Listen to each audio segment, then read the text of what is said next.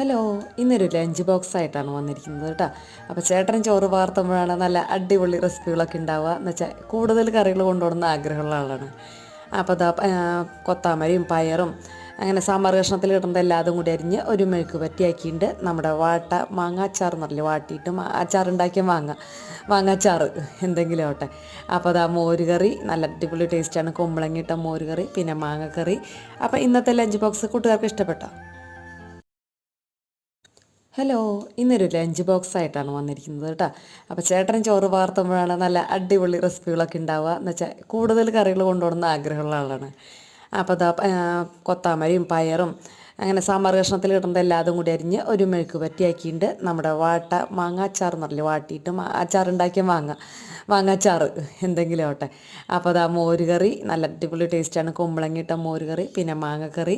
അപ്പോൾ ഇന്നത്തെ